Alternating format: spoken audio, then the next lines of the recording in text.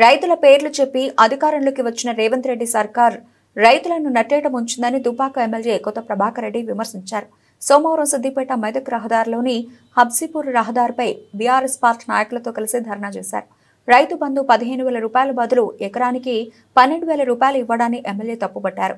ఈ ప్రభుత్వం ఏదైతే ఎన్నికల్లో రైతులకు ఇచ్చిన హామీలను ఖచ్చితంగా ఇచ్చే వరకు ఈ ప్రభుత్వాన్ని ఎండగడుతూనే ఉంటామని, రైతుల పక్షాన ఖచ్చితంగా తమ పోరాటాన్ని మరో తెలంగాణ ఉద్యమంగా కూడా తీర్చిదిద్దడానికి ఏమాత్రం వెనకడుగు వేయమని అన్నారు.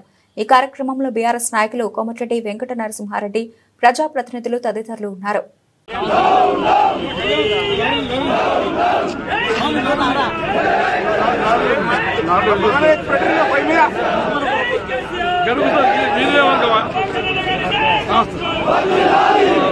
గమనిస్తున్నారు, ఖచ్చితంగా బుద్ధి చెప్తారు.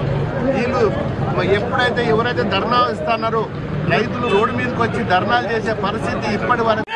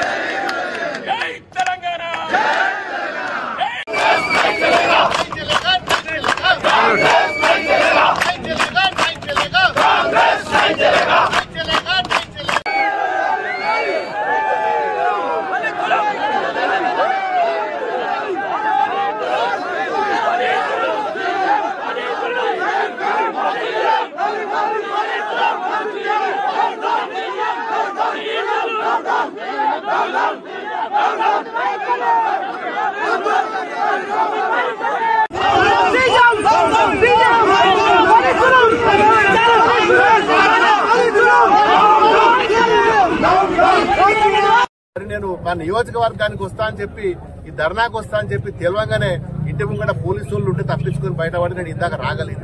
హౌస్ అరెస్టులు ఇలా మా ఎమ్మెల్యేలు అందరూ కూడా హౌస్ అరెస్టులలో హైదరాబాద్ ఇళ్లలో నియోజకవర్గాలలో ఇవ్వడం కూడా బయటకు కూడా వెళ్ళలేని పరిస్థితి ఇలా ఈ సర్కార్లో ఇప్పటి వరకు ఏ సర్కార్లో కూడా లేదు. ఇవాళ మరి ప్రజాప్రతినిధులను బయటకు రాకుండా, ఉద్యమాలలో పాల్గొనకుండా, ప్రజల పక్షాన పాల్గొనకుండా మరి అరెస్ట్ చేసి భయపెట్టి భయభ్రాంతులను చేసిన మరి ఏదైనా ప్రభుత్వం ఉన్నదా అంటే ఇలా కాంగ్రెస్ ప్రభుత్వం. ఇలా ప్రజలందరూ కూడా గమనిస్తున్నారు.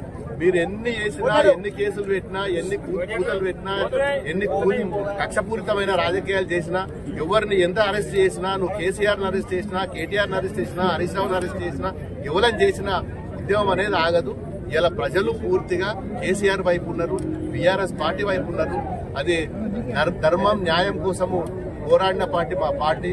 ఇలా అందరికీ తెలుసు. ఇలా రైతుల పక్షాన కేసీఆర్ గారు ఏం చేసినారో ప్రతి రైతు గుండె బటనిప్పితేనే ఇలా కేసీఆర్ కనబడతాడు. కేసీఆర్ నన్ను ఎక్కడో చూడాల్సిన అవసరం లేదు.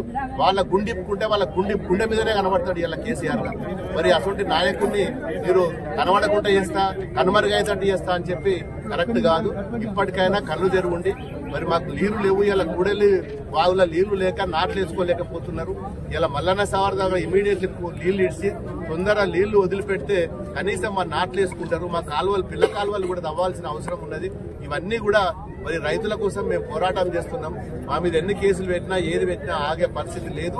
రైతులకు ఏ చిన్న సమస్య ఉన్నా రైతు పక్షాన బీఆర్ఎస్ పార్టీ ఉంటది, మా కార్యకర్తలు ఉంటారు. అందరూ కూడా మరి రైతుల కోసం ఏ పిలిపించినా, ఏ అర్ధరాత్రి పిలిపించినా రైతుల పక్షాన పోరాడడానికి బీఆర్ఎస్ పార్టీ అండగా ఉంటది, బీఆర్ఎస్ పార్టీ ముందుంటదని చెప్పి ఈ సందర్భంగా మరి ప్రభుత్వానికి హెచ్చరిస్తుంది.